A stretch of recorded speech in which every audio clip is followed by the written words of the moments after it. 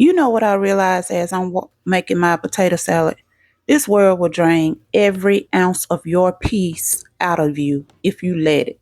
I mean, every month is something: bills, pressure, bad news, unexpected expense, people needing things from you, job stressing you out. And after a while, you start feeling like you can't breathe. And I have gotten to a point in my life where if I don't have it, then it's going to have to wait. Because me stressing myself out into a sickness is not helping anything. And some of y'all are carrying so much weight right now that your body is literally tired. Your mind tired and your spirit is tired. And that's what the enemy loves. Because when people are overwhelmed, they stop praying. You stop seeking God and you start living in fear. But let me tell you something. Jesus Christ already warned us about this world and how it will be. Jesus said in Matthew 6:34, therefore do not worry about tomorrow, for tomorrow will worry about itself. Each day has enough trouble of its own. So worrying ain't gonna pay one bill. You know, this world is built on keeping people anxious all the time. I mean, take. More money, more pressure, more fear. Listen, God never created us to live consumed by worrying every single day. Because he said, cast all your cares on him because he cares for you. But yet some of y'all hasn't rested mentally in months. And I know some of y'all probably say, well, Nisa, how do you know? Because I've been there. You smile in public, but in private, your mental is exhausted. That's why so many people are breaking down emotionally because you're carrying burdens that were supposed to be given to God. Listen, I'm not saying not to pay your bills. What I am saying is if you don't have the funds to pay a bill, don't stress over it because your health and your peace matter more than that bill. I've been talking to God a lot lately, and He has shown me that the enemy wants people to be stressed, be fearful, distracted, and spiritually drained.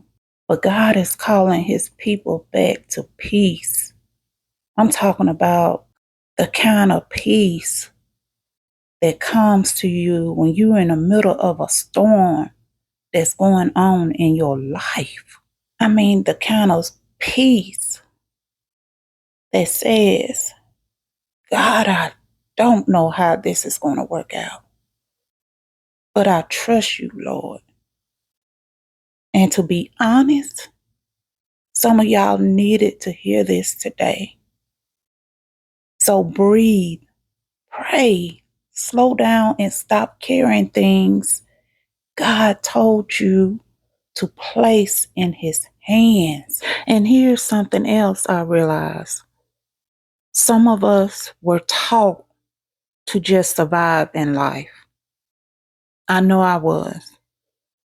But we were never taught how to rest in God.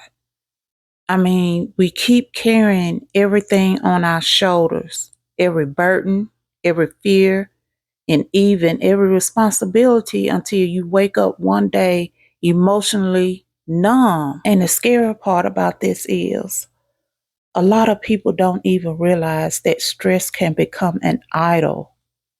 I say that because all day long, your mind is consumed with how am I going to pay this? Or how am I going to fix that? And what if I fall behind? Oh, yes. I know that one by heart.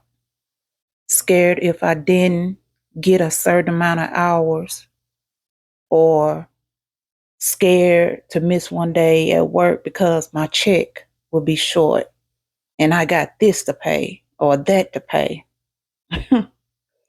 And before you know it, fear has your attention more than God does. And that's why the enemy attacks people through pressure so much. Family, it's hard saying these words because it hits home for me. Because I'm talking to that lady in this video too. See, the pressure makes people panic, and pressure makes people forget what God has already brought them through. So I had to check myself recently because I realized God has carried me through a lot of things in my life. I mean, there were times I thought I wasn't going to make it, and somehow God made a way. Not always the way I wanted, but He carried me. And some of y'all right now watching need to remember that too. I mean, you survived things you have cried over. God did that. You survived seasons you thought would break you. God did that. So why are you acting like God stopped being God now? Listen, I know it's hard out here right now. Groceries high, bills high, everything expensive, and people are tired. Some people are working every single day and still struggling. That's why I said this world will drain you if you let it, because it keeps demanding more from people that are already exhausted. But one thing I'm learning, your peace is spiritual warfare. Choosing not to fall apart mentally, that's spiritual warfare.